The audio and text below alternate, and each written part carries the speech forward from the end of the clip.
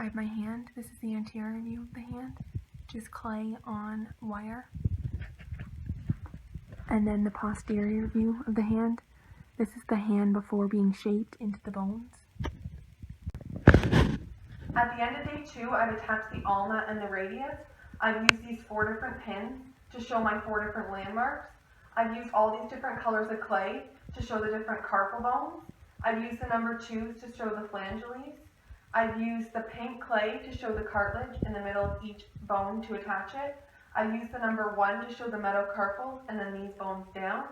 And then on the back, I've also done the ligaments with these 2 colors of clay. So I did the wrist joint, also known as the radiocarpial joint. The wrist is made up of 27 bones in the human hand. It has up here 14 phalanges, and it's from the 1s down to the 2. So all these are made up of the phalanges. Then there's 5 metacarpals. This would be the number 2. So these number 2s right here, the 5 metacarpals in the hand. Then there's 8 carpal bones, which would be right in here.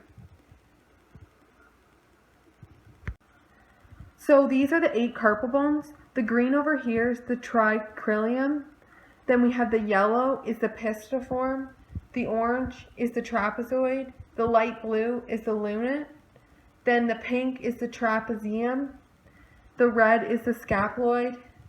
The dark blue is the capitate. And the purple is the hamate. Then connecting to all the hand bones is the ulna and the radius. So the radius is actually bigger than the ulna. This would be the radius here, and then the ulna. The articulating cartilage lines the bones where the bones meet. So I use this pink clay here to show the articulating cartilage. It helps the movement of the hand. So the pink clay would be dividing like the metacarpal here from the phalanges and then all the way through to where each little bone meets. The ligaments, The ligaments that I've shown are both on the palmar side of the hand.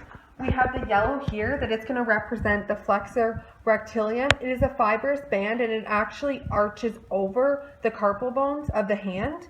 So like the ones I showed you on the other side, it would actually arch all the way over them and it actually creates what you would call a carpal tunnel. The median nerve and the flexor tendons pass through the tunnel up to the hands, which helps with the movement of the hands.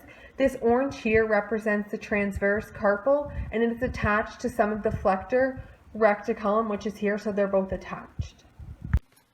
I decided to use these 4 different colored pins to show the different landmarks on my hand.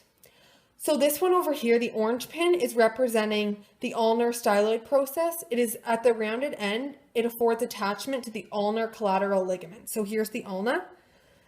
The radiostyloid process is over here. So the radius is over here. And I actually use this yellow pin to show the radiostyloid process.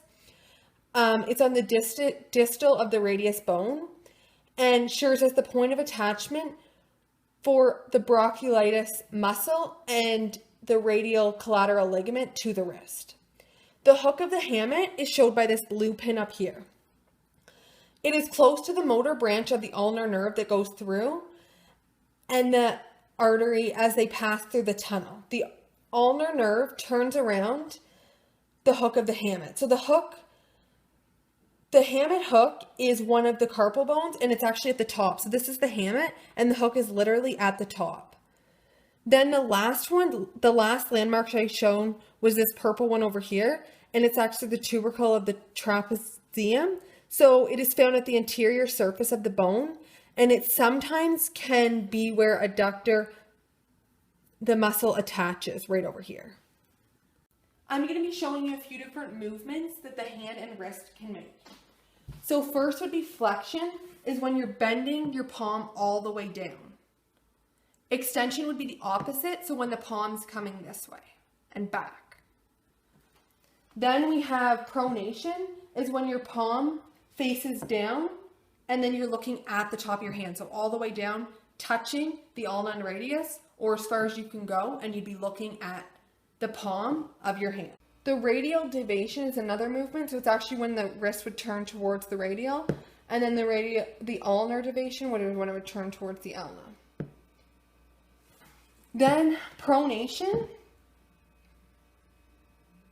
Now I'm going to be showing you some movements of the thumb. So abduction with a B would be pushing the thumb away from the palm. Then you'd have adduction with a D, would be moving it towards. Opposition brings the thumb and little fingers together, so you'd bring them all together. Reposition is moving the thumb and the little fingers away, so you'd actually be moving them away from each other. There's actually more than 30 muscles in the hand to help the whole hand move, so that's what helps it move.